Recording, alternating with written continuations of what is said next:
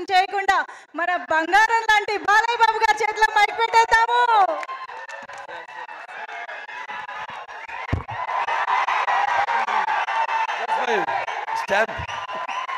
అందరికీ నమస్కారం. ముందుగా ఈ కార్యక్రమానికి విచ్చేసిన సత్యభామ ఈ యొక్క టీజర్ రిలీజ్కి విచ్చేసిన కళాభిమానులకు కళా పోషకులకు అలాగే నా అభిమానులకు కాజల్ గారి అభిమానులకు అలాగే పాత్రికేయులకు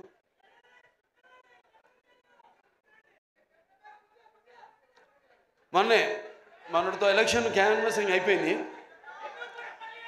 వచ్చా షూటింగ్ మొదలు పెట్టేద్దామన్న మంచి ఊపిలో వచ్చాను.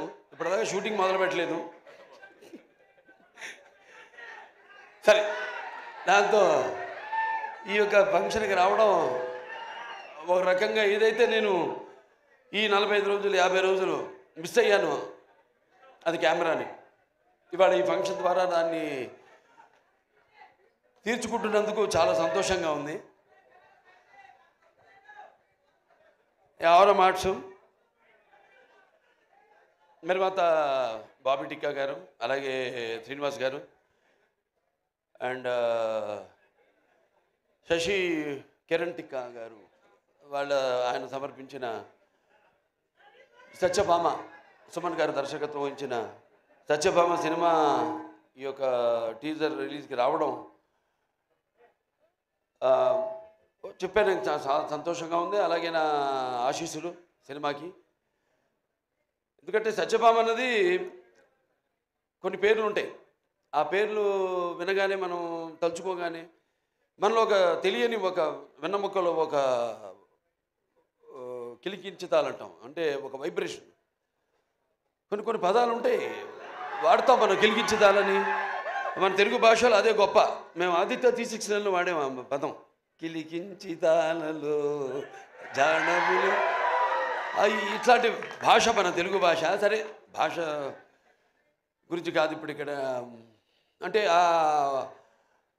ఒక అనుభవం మనకు కలుగుతుంది. అలాంటప్పుడు మరి ఒక సత్యభామ అన్న పేరు అంటే శ్రీకృష్ణుడు మరి ఒక పారిజాత పుష్పాన్ని హరించడానికి వెళ్ళినప్పుడు ఎప్పుడన్నా మనం ప్రయాణాలప్పుడు కూడా గుర్తుపెట్టుకొని కొంచెం నేను ఎప్పుడు ఈ మంత్రాన్ని ఉచ్చరిస్తూ ఉంటాను. ప్రయాణే గరుడారూఢం పారిజాత హరం హరిం సత్యభామ యుతే ధ్యాయేత్ సర్వకార్యార్థ సిద్ధయ్య అంటాం. దేవుని తలుచుకుంటాం, ఓకే, శ్రీకృష్ణుడు రాముడు వీళ్ళని. కానీ ఆ పక్కన ఎవరున్నారు? యుద్ధానికి వెళ్ళినప్పుడు ఆ పారిజాత పుష్పాన్ని హరించడానికి వెళ్ళినప్పుడు పక్కన సత్యభామ ఉంది.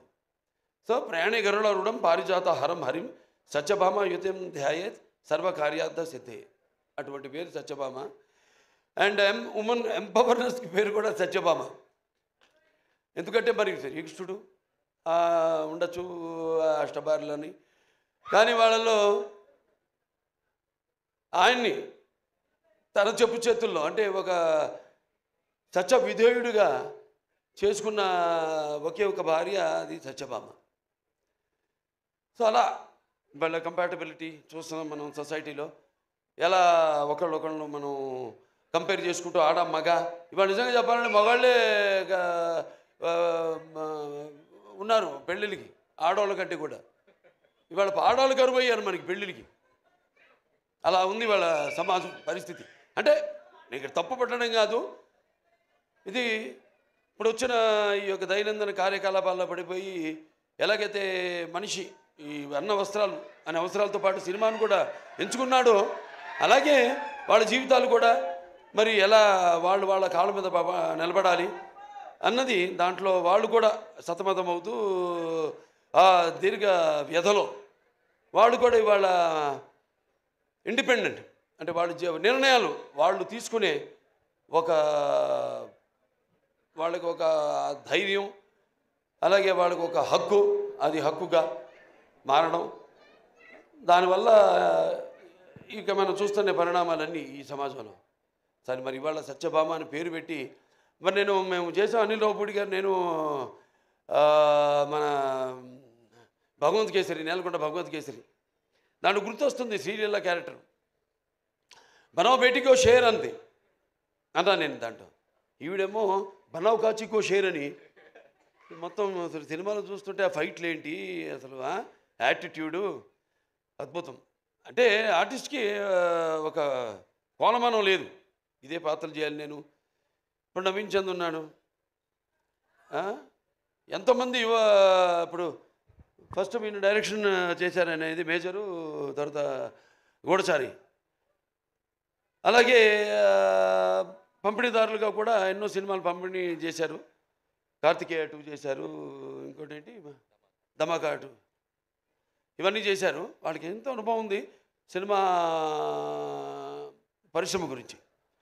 అంటే ఒక పంపిణీదారుల యొక్క ఇబ్బందులు, కష్టాలు, అలాగే ఒక నిర్మాతగా, అలాగే ఈరోజు మరి వాళ్ళ అంటే ఆయన ఒక డైరెక్టర్గా కూడా 2 సినిమాలు డైరెక్ట్ చేస్తున్నాడు కూడా. సో అలా అన్ని కలబోసి ఇవాళ ఒక సంస్థగా ఏర్పడి ఔరం ఆర్ట్స్ ఈ సత్యభామ అనే సినిమాని నిర్మించడం తప్పకుండా మరి వాళ్ళకి ఇంత అనుభవం ఉంది కాబట్టి తప్పకుండా అనుభవంతో రంగరించి మన ఉగాది పచ్చడిలాగా అన్ని నవరసాలను రంగరించి ఈ సినిమా తీసే ఉంటారు. డెఫినెట్గా పిక్చరు ఈ సినిమా మంచి ఘన విజయం సాధిస్తుంది అన్న నమ్మకం నాకుంది. ఎందుకంటే టీం వర్క్ అలా ఉంది. ఇక్కడ మరి కెమెరామెన్ విష్ణు చూస్తున్నాం అంటే నేను ఎప్పుడు కెమెరామెన్కి ఇంపార్టెన్స్ ఇస్తాను ముందు. ఎందుకంటే డైరెక్టర్ ఒక మైండ్లో ఉన్న కాన్సెప్ట్ ఏదైతే ఐడియా ఉందో దాన్ని సరిగ్గా చూపించగలిగేది ఒక కెమెరామెన్. నేను కెమెరామెన్ అవుదాం అనుకున్నా మొదట్లో. అంటే అన్నిట్లో ఒక అన్నిటి మీద నాకు అవగాహన ఉండాలి, అన్ని క్రాఫ్ట్స్ మీద అన్న ఒక దృష్టితో. అలాగే ఎడిటరు చాలా ఇంపార్టెంట్ సినిమాకి. అలా ఒక్కొక్కళ్ళు అలా మరి శ్రీచరణ్ గారి సంగీతం, అప్పుడప్పుడు పాటలు కూడా పాడుతూ ఉంటా. మామా ఇక పెగ్గిల్లా. అలాగే ఇంకా చాలా పాడాను కానీ ఉన్నాయి అనుకోండి, ఇంకా వస్తే బయటకు వస్తే నెమ్మదిగా ఒక్కొక్కటి. సో ఇలా అలాగే ప్రేక్షకులు ముందుగా ముఖ్యంగా ప్రేక్షకులు ఎంత అద్భుతమైన ప్రేక్షకులు ఉన్నారు ఇక్కడ. ఇవాళ మనం తెలుగు ఇండస్ట్రీ, ఇవాళ మనం భారతదేశ చలనచిత్ర రంగంలో చూసుకుంటేనే ఇవాళ మనం మొదటి స్థానంలో ఉన్నాం మనం, తెలుగు చలనచిత్ర రంగం. సో ఇవాళ నారద జయంతి కూడా, నారద మహాముని, ఆయన గురించి ఎవరు మాట్లాడుకోరు కానీ ఒకటి మాత్రం చెప్పగలుగుతాను, నాసం వాహమి వైకుంఠేనా. అంటే ఈ యొక్క నాన్నగారు అన్ని పాత్రలు చేశారు, ఆయన చేయని పాత్ర లేదు. కానీ నారదుడు ఒక్కడు చేయలేదు ఆయన. ఆ నారదుడు ఒక పాత్ర చేసే అదృష్టం నాకు దక్కింది. అది శ్రీనివాస కళ్యాణం సినిమాలో నేను నారదుడిగా యాక్ట్ చేశాను. సో అదొక తృప్తి ఉంది నాకు, ఆయన చేయని పాత్రల్లో ఆ నారదుడి పాత్ర ఒకటి నేను చేయగలిగానని. సో ఇలా సినిమా బాగుంది, ట్రైలర్ చాలా బాగుంది. ఇంకా కాజల్ గారి గురించి చెప్పక్కర్లా, ఆల్వేస్ ఫైర్ బ్రాండ్. అంటే అన్ని గుణాలు, ఆర్టిస్ట్ అంటే కేవలం అరవడము నమ్మడము లేకపోతే ఒకరిని ఏడిపించడం కాదు. ఒక పాత్రలోకి వెళ్తున్నాం మనం, ఆ పాత్రలో ఒక ఆత్మల్లోకి వెళ్తున్నాం. ఆ పాత్ర ఒక లోతులు మనకు తెలియవు. ఆ పాత్రకి వెళ్ళినప్పుడు ఆ పాత్ర వరకు అంటే ఎన్ని పాత్రలు, స్పాన్ ఆఫ్ 16 years, 16 సంవత్సరాలు, మరి ఎన్ని రకరకాల పాత్రలు చేసి మరి ఒక పాత్ర నుంచి ఇంకో పాత్రలోకి, ఇంకో పాత్ర నుంచి ఇంకో పాత్ర పరకాయ ప్రవేశం చేస్తూ మళ్ళీ ఒక కంబ్యాక్ మధ్యలో అన్నీ ఒక స్త్రీ మూర్తిత్వం. అంటే కార్యేషు దాసి కరుణేషు మంత్రి భోజేషు మాత శైనేశ్వరంబ రూపేచు లక్ష్మి క్షమయ ధరిత్రి అన్నట్టు అన్నీ చూసుకుంటూ అన్నిటికీ సమపాళ్లలో న్యాయం చేస్తూ మళ్ళీ ఒక బిడ్డను కూడా కానీ మళ్ళీ తిరిగి ఇండస్ట్రీకి రావడం. మా సినిమాకి ఒప్పుకున్నందుకు నేలకొండ భగవంత్ కేసరికి ఆవిడకి నా మనస్ఫూర్తి కృతజ్ఞతలు తెలియజేసుకుంటున్నాను. ఎందుకంటే జనరల్గా ఒక స్టాంప్ పడిపోతుంది అంటారు, అదొక నానుడి. ఒక పాత్ర చేస్తే హీరోయిన్గా చేసిన వాళ్ళు మళ్ళీ ఇంకో తల్లి పాత్రలో లేకపోతే అక్క పాత్రలో అలా చేస్తే మళ్ళీ దానికే అది పడిపోతుంది, ఆ ముద్ర పడిపోతుంది అని ఒక దాన్ని బ్రేక్ చేసిన వాళ్ళు చాలా తక్కువ మంది ఉన్నారు. చాలా వేళల్లో లెక్కపెట్టి చెప్పచ్చు ఎంతమంది ఉన్నారు. వాళ్ళల్లో ఈ కాజల్ అగర్వాల్ గారు ఒకరు. Hats off to you for all the energy. And ఇప్పుడే కాదు, నేను మొదటి నుంచి కూడా ఆవిడ సినిమాలు చూస్తూ ఉన్నాను. చేయాలని ఉండేది, మంచి ఎనర్జెటిక్ ఆర్టిస్టు. బట్ ఎటువంటి కాంబినేషన్ పడాలి ఏంటి అన్నది మరి ఆవిడ ఎందుకో మా కాంబినేషన్ అప్పుడు కుదరలేదు. తర్వాత మా ఈ యొక్క నేలకొండ భగవంత్ కేసరిలో మేము కలిసి యాక్ట్ చేయడం ఒక మంచి ఎక్స్పీరియన్స్. అంటే ఒక ఆర్టిస్టు అందరూ అంటారు ఏదో ఒక కోలమానం అని, ఒక దీనికి డిసిప్లిన్ కానీ ఒక డెడికేషన్ కానీ ఏదంటే ఇప్పుడు మా పేర్లే తీసుకోవడం ఒక ఆనవాయితీ అయిపోయింది. కానీ ఎంతోమంది ఉన్నారు నటులు, కాజల్ అగర్వాల్ గారు లాంటి నటులు అయితే ఎంతోమంది చాలామంది ఉన్నారు. యథా రాజా తథా ప్రజలాగా మనం సవ్యంగా నడిస్తే మొత్తం సమాజం కూడా తిన్నగా నడుస్తుంది, సవ్యంగా ఉంటుంది. అలా మన తెలుగు ఇండస్ట్రీ రామారావు త్వరత అంటే రామారావు గారితో మొదలైంది ఆ డిసిప్లిను, ఆ డెడికేషను, ఆర్టిస్ట్కి ఒక మర్యాద అన్నది. సో దాన్ని ఇలా ముందుకు తీసుకెళ్తున్నందుకు మేమంతా ఆయన వారసులుగా చెప్పుకున్నందుకు, వారసులు అంటే కేవలం ఆయన గురించి చెప్పుకోవడం కాదు, ఆయన చేసిన సినిమాల గురించి చెప్పుకోవడం కాదు, లేకపోతే ఆయన నడిచిన దారుల గురించి చెప్పుకోవడం కాదు. మనం వాటిని అనుసరిస్తున్నామా లేదా, అనుకరించడం కాదు, అనుసరిస్తున్నామా లేదా అన్నది ముఖ్యం. సో అటువంటిది ఆయన వారసులుగా అందరం తెలుగు చలనచిత్ర రంగం ఇలా ముందుకు దూసుకుపోతున్నందుకు చెప్పాను ఇందాక, మన భారతదేశ చలనచిత్ర రంగంలోనే ఇవాళ మనం మొదటి స్థానంలో ఉన్నాం, తెలుగు చలనచిత్ర పరిశ్రమ అనేది.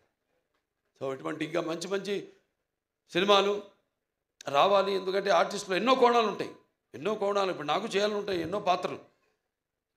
నాన్నగారు ఎప్పుడు ఒక 20 సంవత్సరాల ముందు ఆలోచించేవారు. ఆయన ఆలోచించి సినిమాలు చేసేవారు. ఆయన అప్పుడు ఆడకపోవచ్చు ఆ సినిమాలు, కానీ ఇవాళ అవి బంగారు గుడ్లు పెట్టే బాతు, కనక వర్షం కురిపించే సినిమాలు అవన్నీ.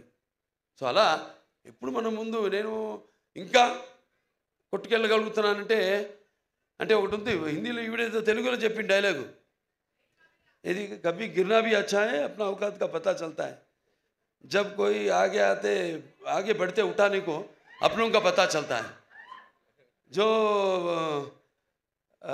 जिसे गुस्सा होता है वो अच्छे होते हैं और जो झूठ बोलते हैं उसको हमेशा हंसते हुए देखा है. అలా సమాజం అటువంటిది. సరే మన సినిమాలు మనం కొట్టుకెళ్ళడం, ఇంకా మంచి మంచి సినిమాలు ఇవ్వడం, ఇటువంటి మీలాంటి ప్రేక్షక దేవుళ్ళు ఉండగా బ్రహ్మాండంగా ఇటువంటి ఒక్కొక్క సినిమా విజయానికి వెన్ను తట్టుతూ మళ్ళీ ఇంకా ముందు ఇటువంటి మంచి సినిమాలు ఇవ్వండి అని ప్రోత్సహిస్తున్న మన తెలుగు ప్రేక్షకులు ఒక ప్రత్యేకత. ఇవాళ ఆ ప్రత్యేకత తెలుగు ప్రేక్షకులే కాదు, యావత్ భారతదేశమే తల వంచింది మన చలనచిత్ర పరిశ్రమకు, మనం ఇచ్చే సినిమాలకి, మనం ఇచ్చే సందేశాలకి. సో మరొకసారి ఈ యొక్క హారర్ మార్ట్స్ నిర్మాతలు మన బాబీ టిక్కా గారికి, అలాగే శ్రీనివాస్ గారికి, అలాగే